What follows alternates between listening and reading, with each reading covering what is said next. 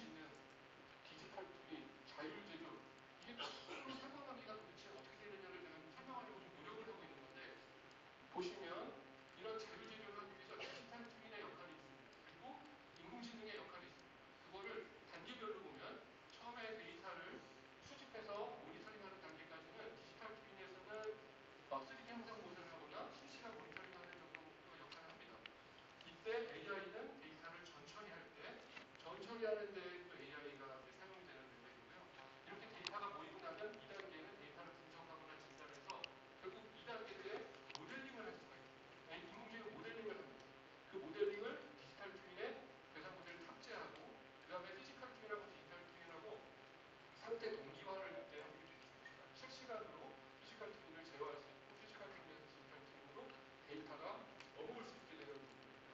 그래서 이때 AI는 데이터를 모델링하고 분석 진단을 했어야 됩니다. 그 다음에 3단계에는 이렇게 모델링을 왜 합니까? 모델링 자체가 목표가 아니죠. 모델링을 써먹으려고 하는 거죠. 그 다음에 모델링을 한 걸 가지고 공정 최적화를 아니면 예측을 합니다. 그게 3단계 써먹는 예측 시뮬레이션 할 수 있고요. 디지털 트윈에서는 또는 최적화 예측을 할 수가 있습니다.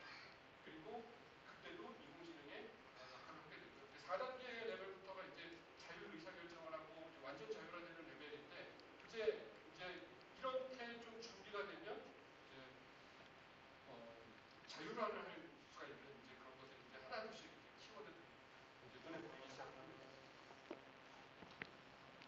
그리고 또 이제 제조단위 수준별을 생각을 해보면 저 같은 경우는 맨 처음에 시작은 저도 부족 모듈 하나를 맨 처음 시작할 때는 부족 모듈 하나를 인공지능으로 모델링 해보자 해가지고 이제 시작을 했죠.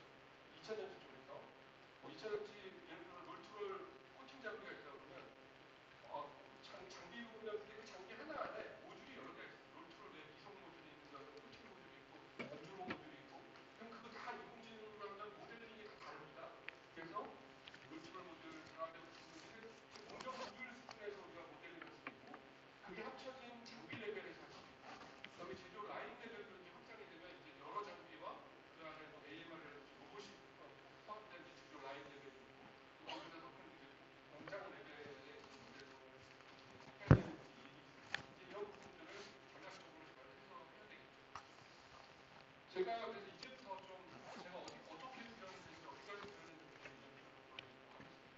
제 연구 목표는 저런 2차전지 제조 장비에 디지털 전환 기술을 개발하는 건데 제가 결론적으로 먼저 말씀드리면 제가 이 세상의 모든 장비를 가지고 있는 게 아니지 않습니까? 2차전지 제조 장비. 우리 실험실에 제가 만들어 놓은 롤트롤 장비가 있고 코팅 장비가 있는데 얘를 디지털 트윈으로 만들었습니다. 그래서 아까 말씀드린 여러 가지 자율제조 이런 거를 많이 했죠. 그래서 어떻게 했는지 좀 이따 보여드릴 건데 이 궁극의 목표는 제장비를 그렇게 한들 공정이 있겠습니까? 제장비 모델링 하는 게 그게 아니라 실제 장비에 그 기술을 적용할 수 있어야 되겠죠. 그러면 결국은 이거의 핵심적인 기술은 뭐가 되냐면 어떻게 이렇게 된 것이 실제 장비에 확산돼서 적용할 수 있을까? 이제 이 부분도 이제 핵심 연구 이제 과정이 되겠습니다. 그래서 제가 4가지로 핵심 기술을 분류해서 오늘 준비를 해왔습니다. 첫 번째 기술입니다. 첫 번째는 아무리 뭐라 해도 제가 이 제장비를 디지털 트윈으로 만들었다고 했는데 디지털 트윈으로 만들었다는 얘기는 결국 뭐냐면 인공지능 모델링을 했다는 겁니다. 인공지능 모델링을 하는 건데 인공지능 모델링을 한다는 거는 사실은 하나의 장비라고 하더라도 굉장히 많은 요소가 있습니다. 예를 들면 저를 디지털 트윈으로 만든다고 하면 저의 눈을 닮은 디지털 트윈을 만들 수 있고 저의 코를 모사할 수도 있고 저의 입을 모사할 외모를 모사할 수도 있는가 하면 저의 목소리를 모사할 수도 있고 저의 행동을 모사할 수도 있고 모사할 수 있는 게 되게 많죠. 그것처럼 장비 하나만 해도 모사할 수 있는 게 엄청 많습니다. 이 울트라 장비는 장비의 장력만 해도 정상 상태의 스테디 스테이 상태의 장력이냐 아니면 동특성의 장력이냐 그다음에 속도도 있고 그다음에 제어 성능도 있고 여러 가지 측면의 모델링이 다 다르게 모델링을 할 수밖에 없습니다. 그 다음에 장비를 모델링하는 것만 더 중요한 게 아니라 이 장비가 어떤 제품을 만들어내지 않습니까? 그럼 어떤 제품을 만들어낼까? 그 제품의 신뢰성, 그 제품의 분량, 그 제품 자체를 모사하는 거죠. 그런 모델링이 또 필요할 수도 있고 또는 여기 사용되는 부품이 계속 사용되다 보면 이제 마모가 되거나 이런 성능이 장비나 제품의 성능이 바뀔 텐데 그걸 또 모사하는 또 인공지능이 있을 수 있고 이것처럼 저는 제 초창기 연구는 인공지능 모델링을 하나하나 한 겁니다. 맨 처음에 장력의 스테디 스테이트 상태, 그 다음에 장력의 동특성, 장력의 제어성, 장력의 속도의 이런 식으로 계속 보태가면서 디지털 트윈을 모사하는 걸 완성을 했죠. 근데 이 단계를 다들 하셔야 됩니다.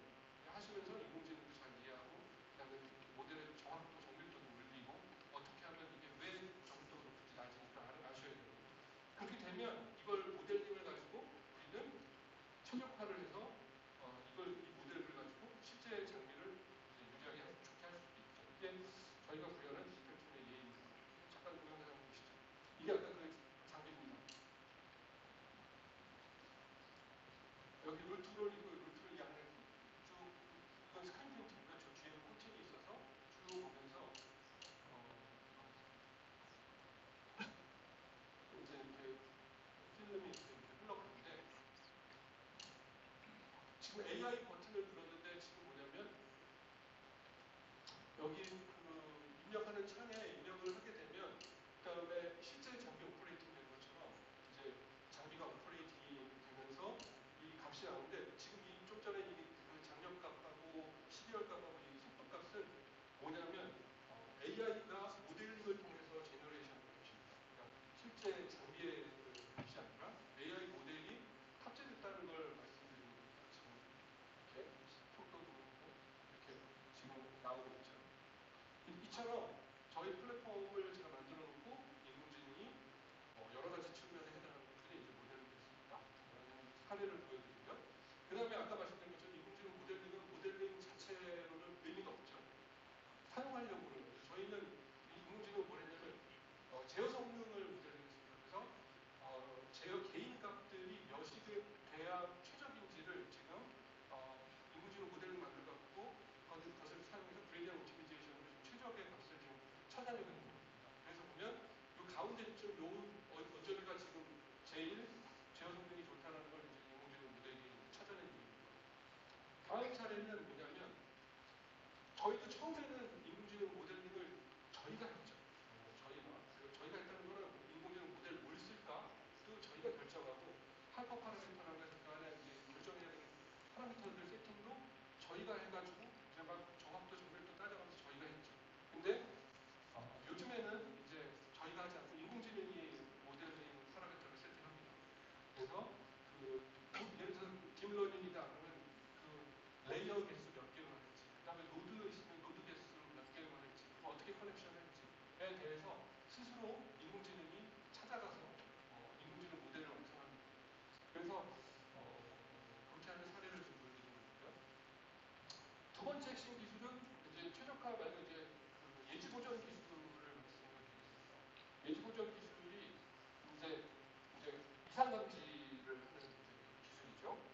예를 들면 이제 저희가 이제 시리얼 데이터가 이렇게 쭉 이제 흘러가는 걸 이제 아까 볼 수 있었는데 저희 장비는 피지컬 팅이라고 디지털 팅이라고 실시간으로 연동이 되어 있습니다. 그래서 OPC-UA라는 통신 프로토콜, 표준 프로토콜로 연결이 되어 있어서 내가 우리 통신하고 주고받고 하는 명령 때문에 0.1초 정도 딜레이가 있는 것으로 저희가 판별을 했는데 0.1초 딜레이가 있지만 이렇게 이상 시그널이 나오면 빨간색은 지금 이상하다는 것과 정상 시그널이면 정상과 이상을 저희가 실시간으로 이렇게 판별을 해내고 있습니다. 두 번째 이상 탐지에 대한 사례를 동영상으로 보여드리겠습니다.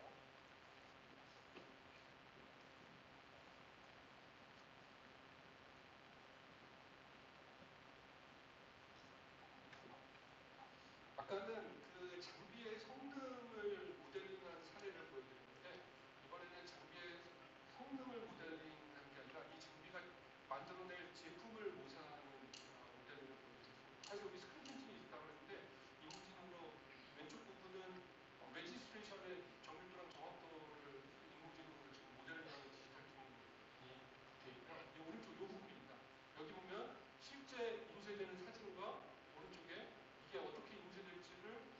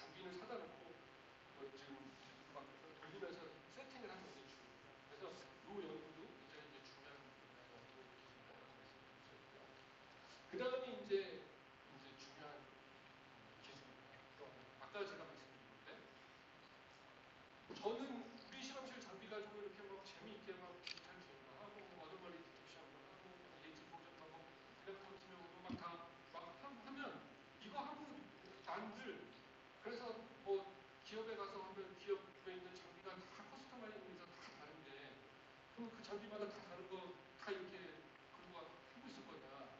라고 생각해 보면은 그거는 너무 아닌 것 같다. 이걸 어떻게 해결을 해야 되나. 근데 그 인공지능이라는 게 결국 에이전틱 AI나 AI 에이전트나 다 뭐냐면 사람 전문가를 대체하는 거거든요. 그러니까 사람 데이터가 많다는 얘기는 그게 다 데이터 우리가 전문가는 자기가 데이터가 많아가지고 많이 해봤으니까 경험상 그래서 전문가가 아는 것처럼 AI도 그렇게 아는 거거든요.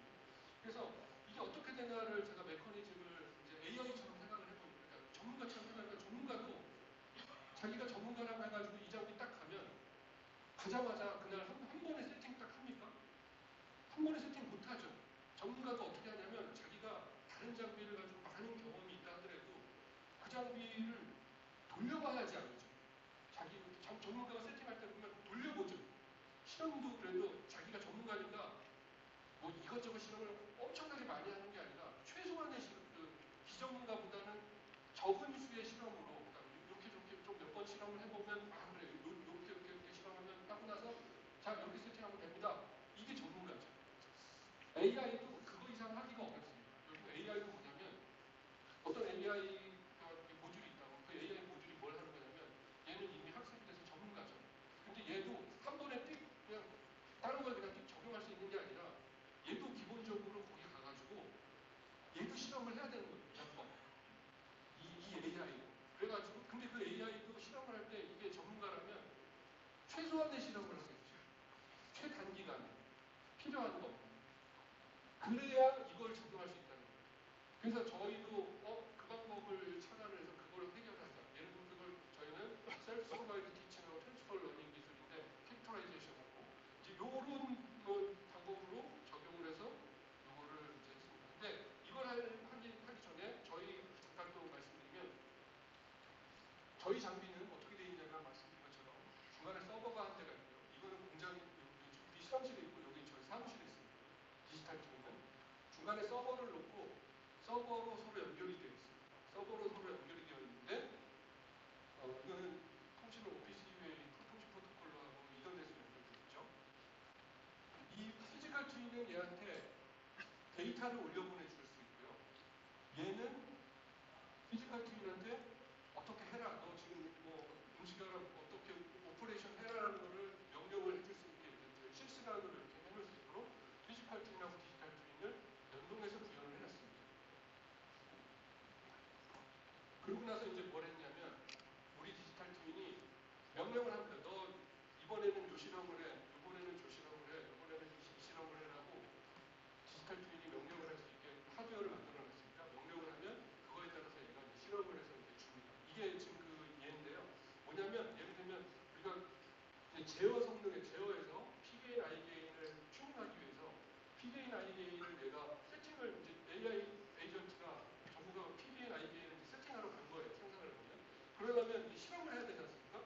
실험을 자 이번에 너 요 실험에 그리고 그것으로 장비가 오퍼레이팅하는 거 보고 그 다음에 요 실험에 장비가 오퍼레이팅 몇 번 하다 보면 장비가 PDA, IDA 튜닝 끝났습니다. 이게 전문가가 하는 것처럼 얘는 지금 뭐라고 했냐면 자기가 보기에 제일 확률이 높은 것을 지금 별표가 지금 보이는데 파란 이게 그 색깔이 파란 데가 지금 현재 상태에서 제일 확률이 높은 데입니다. 이거 뭐냐면 실험 횟수가 적을 때는 확률이 여러 군데 지금은 좀 실험을 몇 번 했더니 지금 몰려 있죠.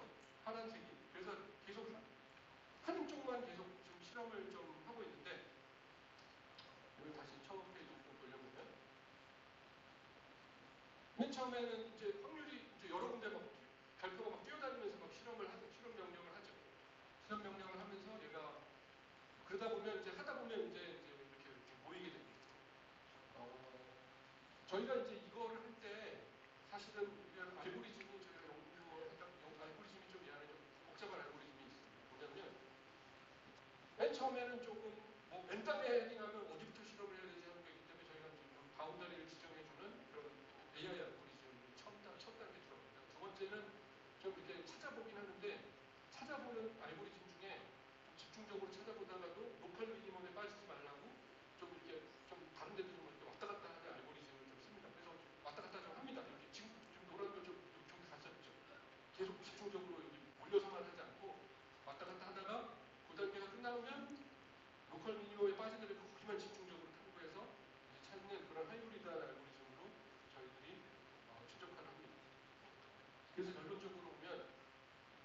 이쪽이 제일 확률적으로 웹을 결론적으로 보면 제일 이제 하락해 나가죠. 이게 지금 보면 아까는 하나는 AI 모델링을 통해서 만들어질 때도 제가 보면서 잠깐 보였는데 그레디언트 옵티미제이션이라고 걔도 저기를 찾았고 지금 그 모델링을 하지 않고 지금 이 AI 에이전트가 찾아낸 부분도 정분이 제일 피뱅 아이디이 제일 좋다라고 찾아낸 그 사례를 볼 수가 있습니다. 그렇게 됐을 때 보면 우리가 제어를 스텝 인풋을 딱 줬을 때 사실은 이렇게 스텝 명령을 줬는데 이렇게 가면 제어가 굉장히 느리게 간 겁니다.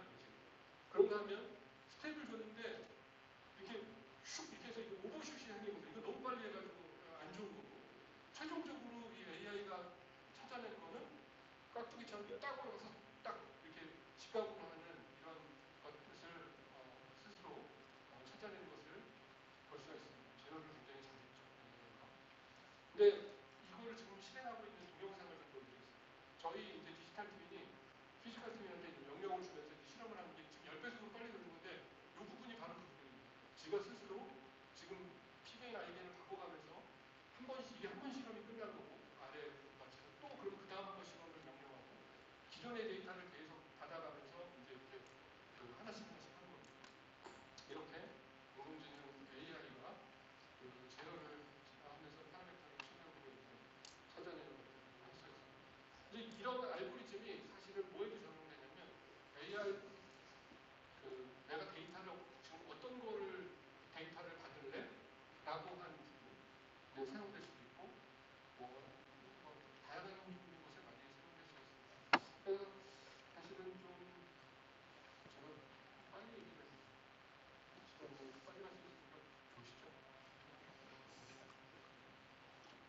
제가 이제 마지막 장표로 이제 이걸로 하도록 하겠습니다. 제가 피지컬 트윈하고 디지털 트윈이 있는데 데이터를 수집하는 것도 좀 전에 사례를 보셨지만 AI가 그전 데이터 지금 현재 상태를 갖다가 나 지금 이 데이터 받을래 라고 해서 AI가 받고 데이터 전처리 제가 말씀드렸죠. 데이터 트랜스포팅부터 필트레이션, 데이터 파티셔닝, 데이터 퓨저닝, 스탠다리제이션, 싱크로나이제이션, 그다음에 노멀라이제이션을 하나씩 거치게 되면 AI가 바로 모델링을 할 수 있는 단계가 되기 때문에 자동화 제어해가지고 그 하나하나의 작동선에서 AI가 사용될 수 있습니다. 그리고 AI 모델링 하이퍼 파라미터 튜닝이라든지 어떤 AI를 사용할지도 사람이 선정해서 사람이 하이퍼 파라미터 세팅하는 게 아니라 AI가 선택을 해서 AI가 지금 하는 것을 제가 보여드립니다. 그래서 결국 디지털 트윈이 최적화라든지 품질을 예측한다든지 제품이 어떤 게 만들어질지 분량을 통제한다든지 이런 것들을 다양하게 할 수가 있고 최종적으로 이렇게 만들어진 기술을 어떻게 내장비만 하는 게 아니라 실제 장비에 트랜스포트 할지에 대한 기술에 대해서 제가 영상 그냥 내용들을 조금씩 하도록 하겠습니다. 이상입니다.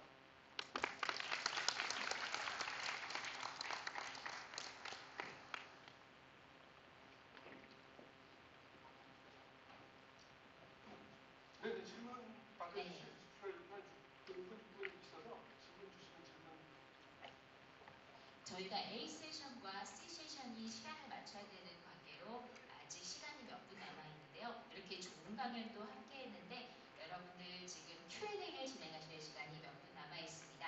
지금 궁금한 점이 있으시면 손을 들어주시면 저희가 마이크 전달해 드리겠습니다.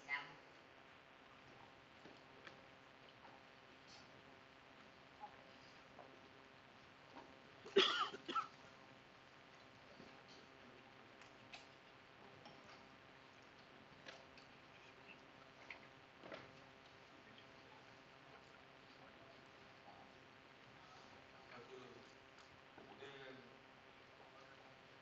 넣으셔서 시뮬레이션도 가시화하시는 툴은 어떤 걸 사용하시나요?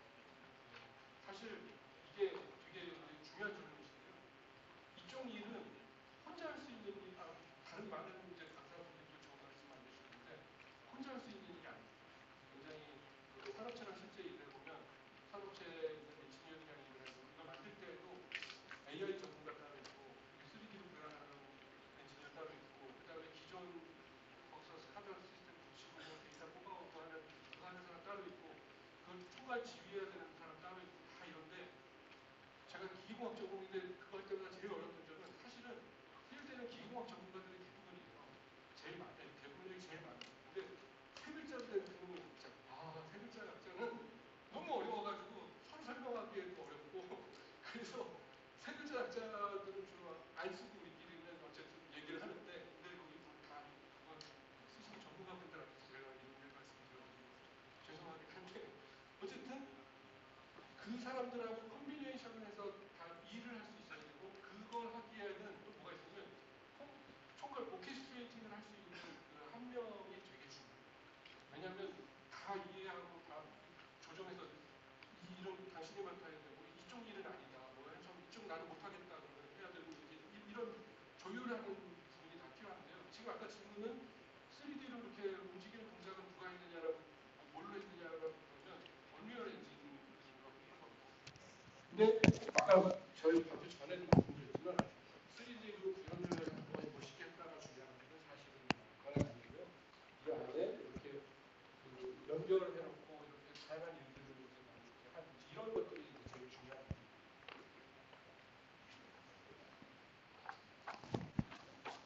네, 답변이 잘 되었을까요? 네, 질문 하나 더 받도록 하겠습니다. 질문이 안 나오면 제가 하는 방법을 해드렸습니다. 저는 로데이터에서 제가 제일 중요하다고 생각하는 부분인데 데이터를 가지고 와서 그다음에 뭐 한 단계 한 단계 한 단계씩 하고 그 중간에 그 AI 프로젝트하고 결론 이렇게 되는 거죠. AI 프로젝트 한 개만 있는 건 아니니까 이렇게 쭉 와서 이렇게 하는데 근데 여기서 중간에 도메인 나레지가 필요하다. 그리고 이 하나하나의 잡을 디파인하고 이 잡은 자동화되어야 됩니다. 그러면 제가 오늘 보여준 거는 제가 말씀드릴 때 하나의 로 데이터로부터 어떻게 자유제조까지 갈 수 있는지 루드맵의 조금더 루드맵을 보여준 거라고 생각하고 작게는 로 데이터부터 인공지능 모델을 들어가는 것이고 디지털 과 상관관계를 말씀드렸습니다. 질문 한 개만 마지막. 손을 너무 애타게 들고 계셔서 진행해야 될 것 같습니다. 저는 만드는 사람은 아니고 제조에서 일을 하는 사람인데 저희들 회사는 데이터 수집은 일단 다 하고 있는데 실제 작업 표준 내에서 작업이 이루어져도 그 중에서 수율은 평균 수율이 예를 들어 90%가 나온다고 하면 실제 각 롯더별 수율은 0%에서 99%까지 나옵니다. 그 다음에 상위의 50%는 약 95% 정도의 수율이 나오고 하위의 50%는 80% 정도 차지하고 있어서 우리가 작업한 것 중에 실제 산부가 굉장히 넓다고 생각하고 어떻게 하면 상위 50%가 차지하는 95%가 나오는 조건을 찾아낼까 이게 고민입니다. 이제 그거에서 이제 중요한 게 아까 제가 말씀드린 겁니다. 이게 하다 보면 전처리가 되게 이제 중요해지는데 전처리 안에서 파티셔닝을 통해서 잘 구분을 하고 지금 못 찾는 이유는 파티셔닝을 했어도 싱크로나이제이션이 안 돼요. 이 제품이 만들어진 공정이 언제 어떤 공정을 통해서 한 건지가 시간이 다 다른데 그게 혹시 잘 매치가 되어 있는지 그거 매치가 되어 있으면 사실 파티셔닝을 하고 그다음에 싱크로나이제이션을 하면 근데 싱크로나이제이션과 파티셔닝을 한다는 의미 자체가 도메인 나레지가 필요하다는 얘기예요. 그러니까 데이터 사이언티스트만 바꾸면 안 된다는 얘기가 좀 들어가 있는 건데 그게 되고 나면 데이터 원인을 분석할 수 있게 된 거죠. 그걸 누구하고 얘기했죠? 어떤 업체에서 저한테는 안 돼요. 알겠습니다. 네, 이제 시간 관계상 질문은 여기서 마무리하도록 하겠고요. 추가적으로 궁금한 사항이 있으신 분들은 우리 한국기계연구원의 이태일 실장님께 별도 연락해 주시기 바라며 좋은 발표